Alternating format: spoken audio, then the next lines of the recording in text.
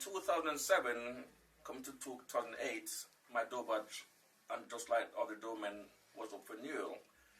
So the club paid 209 quid plus documentation I provided I had sent off to SIA to get my door badge renewed. So while I was counting down the days and the months, all the doormen was getting their badges except me. So the key manager said, "Sam, what's happening? Because you can check online what's happening to your badges, and it says all checks completed." So it was ready to be sent to me. So I rang SIA and inquired. I said, "I'm just inquiring my door badge. I've been waiting going 4 or 5 months." And that's where the bombshell came. They said, Home Office said, I did not exist. I'm not in the system. So I said, "Right, what do you mean?" I said, "We work in a fifth for the past 14 years. And I work for Birmingham Council, so what do you mean I don't exist? I've been over here 45 years. So I said to me, "I cannot do anything, Mr. Stewart, but give Home Office a ring and see what they say."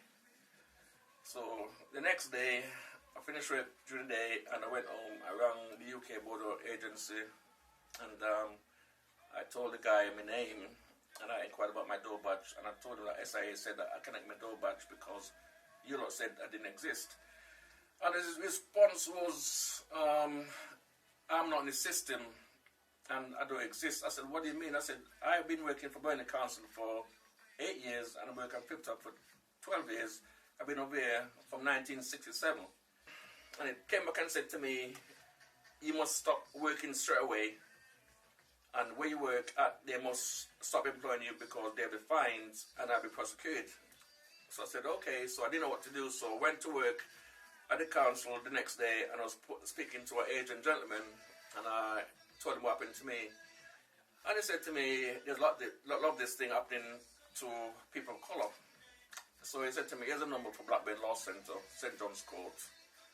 So he said, "Try them, they might help."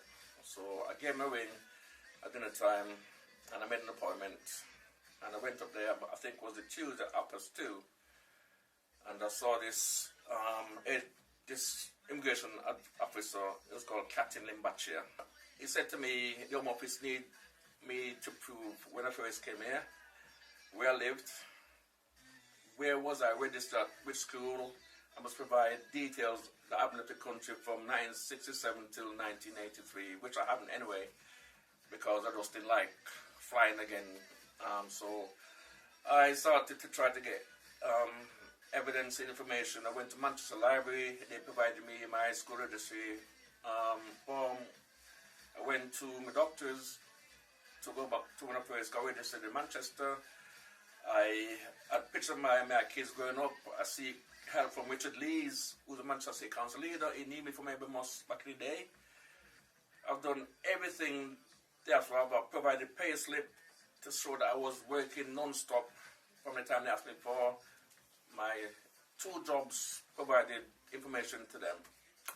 And they told me in Blackburn that it'll cost £880 to get the paper sorted out. But Catherine said to me, "This is not right. You should be paying again. You should be doing it for free."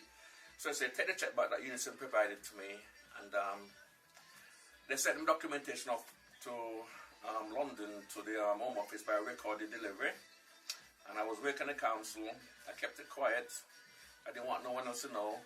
But at the club, I could not work because the Home Office said if I work, they'll be fine, I'll be prosecuted. So I kept the club, the council job quiet, so I can sort it out before anyone found out.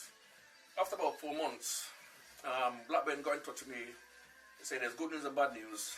So I went up to Blackburn and they said to me, "The good news is that the Home Office received the documentation, Sam, and the bad news is that they said they lost in the building." I said, "What do I do now?" And he said, "The Home Office said I need to do all over again." So I just said to him, "Listen, I can't do it again. It's been too long, it's too stressful." So I said, "Go home and think about it." So I went home, I went to the bed, and I woke up about 12 o'clock. I couldn't breathe. So the girlfriend panicked and phoned one ambulance, and they came and they said to me my rate is off the scale, so we had to get him to Blackburn quickly. Anyway, I went to Blackburn about 2:30 in the morning, and they put me up with this machine. I cut it short, and they said to me they have to give me a drug, let my heart rate go back down.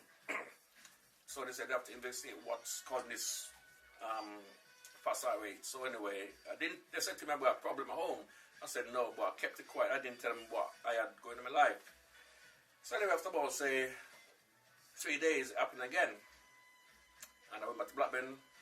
They diagnosed I had SVT, supraventricular tachycardia, due to the stress and the way of the Home Office's treatment of me.